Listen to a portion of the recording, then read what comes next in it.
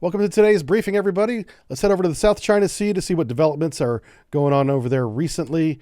We have a resupply mission to Second Thomas Shoal conducted by the Philippine Coast Guard and supply ships from the Philippines. It's been illegally intercepted, as you see here, by the Chinese Coast Guard. They're harassing the ship and spraying water on them to try and force the boat away from their destination, which is Second Thomas Shoal. This is a great video from on board one of the civilian supply ships as the Chinese Coast Guard sprays fire hose water on them.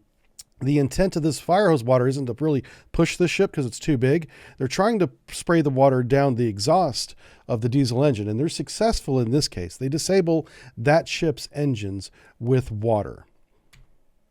So I like this photo. This photo's from USNI Naval Institute. It shows a much more, happy perspective of it. You got guys smiling there in the foreground as the Chinese commit crimes in the background. And I love this little, the captain here just casually looking out of his bridge door at the Chinese ship as it disables his diesel engine. Now, I'm sure he'll be compensated for that diesel engine, but it's a little ridiculous, to have this type of perspective here where you have people just fishing, minding their own business, a resupply mission trying to do its job to bring food and water and fuel to some Marines on a shoal, and China just disabling ships with fire hoses. That's ridiculous. Let's head up to Taiwan and see what else is going on up here. So China's beginning their 8 days of Christmas by celebrating it with a simulated attack on the island nation of Taiwan here. In this case, they're using 8 J-10s, 4 Su-30s, an airborne radar plane, 1 spy balloon, and a partridge in a pear tree just to make it fun, right? It's festive over there. But again, this is just documenting the near monthly simulated attacks, airborne attacks into Taiwanese ADIZ. I almost said airspace, but technically it's the ADIZ, so we should keep our definitions accurate here. This is basically crying wolf. They do this, like I said, an average of once a month, sometimes twice a month, where they simulate this attack. They get right to the point of no return, initial point, if you will, IP, and then return the planes back to mainland China.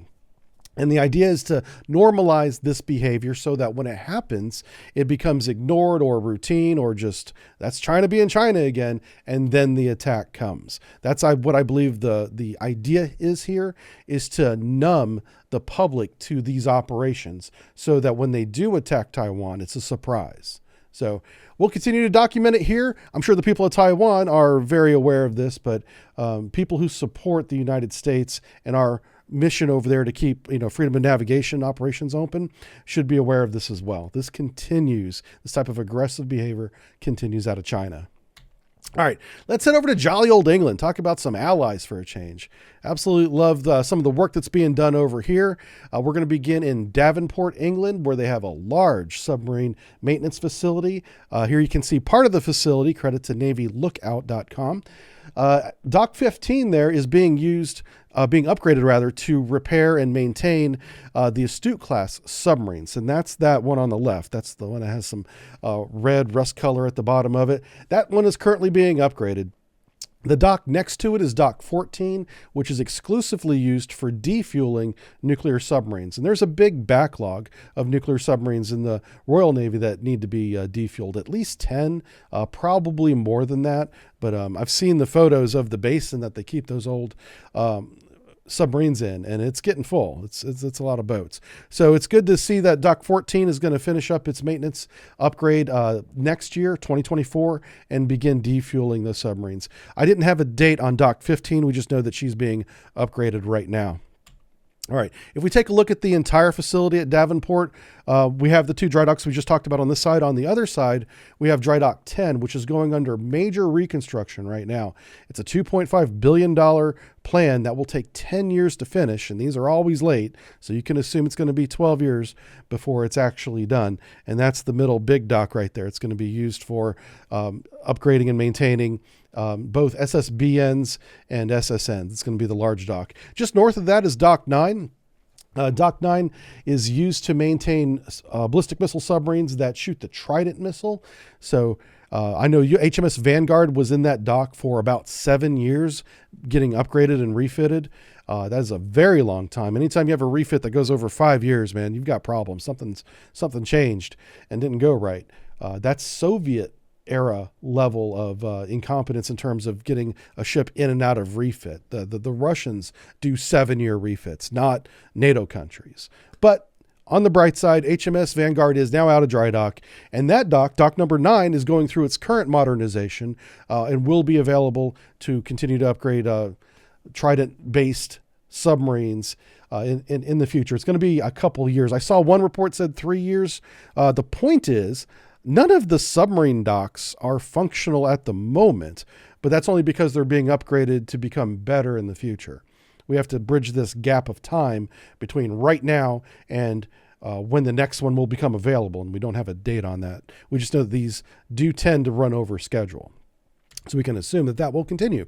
So what about Faslane, Scotland? Faslane is a big submarine base, like the American and NATO submarines pull in there all the time whenever we're operating in that region of the world. And they have a very cool facility called a ship lift facility. This thing was completed in 1993, and it is a very complex platform of pulleys and pumps and motors and pylons that hold this building basically above the waterline, and it lowers a sled that you can put a submarine on, and it will hoist that submarine out of the water, as you see here in the picture on the right-hand side there. So that makes it really easy to get in and out of the submarine and conduct maintenance by hoisting up there. But the problem with this is that this facility hasn't been used in years. So it's confusing to me from an outsider as to why we don't have any docks available now, and the dock that's in Faslane hasn't been used in years. So what's wrong with this dock? Does it not work? Is it too expensive to operate? Considering how complex it is, that's a possibility. Or is it just simply being mismanaged? Like, are we not sending ships to this dock that works because nobody's scheduling it properly? I don't know. That's pretty unlikely in my opinion. If anyone does know about this, please put it in the comments as to why this facility isn't being used more often. And if it's broken, how much is it going to cost to fix it? Or are we just going to decommission it? That's highly unlikely, as considering how much money they've put into this. This is a very expensive program, and Faslane is a huge base. So I'm sure they're not going to close that down. So if you know more, let us know. Oh, and one update to this is there's funding being requested. I'm not sure if it's approved yet, for 2 floating dry docks to go to Faslane. So if this facility does not work, if that is the case, the answer is not to fix it. It is to build 2 floating dry docks and station them out of Faslane, Scotland. And so we'll see if they go that route. So anyone that knows anything, put it in the comments. All right, let's head over to the Middle East, where we're going to get an update on some of our operations over there. A big reinforcement has arrived. HMS Diamond, Type 45 air defense warship from the Royal Navy, is being stationed in the Middle East. She will likely be tasked with protecting and escorting civilian traffic around Yemen. But she could also join our Ike carrier strike group in the Persian Gulf. Either place would be very applicable for her because she is a long-range air defense warship. She uses the Sea Viper system, which can employ the Aster long-range missile, which is very fast and accurate. So overall, very high-performing ship, part of the Royal Navy, one of their best in my opinion. I was fortunate enough to talk to a technician that works on board this class of ship, and his description of the capability of this air defense system, the Sea Viper system, is in line with our Aegis system.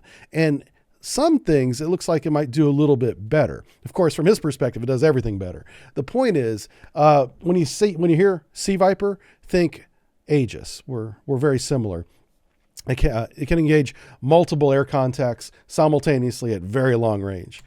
So let's move to the Persian Gulf, where we have the Ike carrier strike group here now. She's being escorted by the Philippine Sea, which is a Ticonderoga class cruiser, one of the last remaining, and 2 Arleigh Burkes. Relatively small flotilla for what we normally send in over there. USS Mason, USS Gravely are the 2 Arleigh Burkes escorting them. And we have some mine warfare ships permanently stationed in Bahrain, both the Royal Navy and the United States Navy. So if we need to, we can employ those ships to work with the Ike.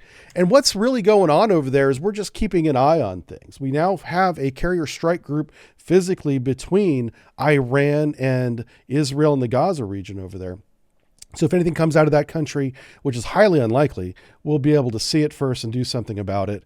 But right now, we really don't have to go on the offensive to have a victory in this case. The United States and our multi-nation fleets are really keeping the region at a simmer right now as war rages between Israel and Gaza. Until that's done, we're just trying to make sure it doesn't escalate, it appears. And for this administration, that's a victory.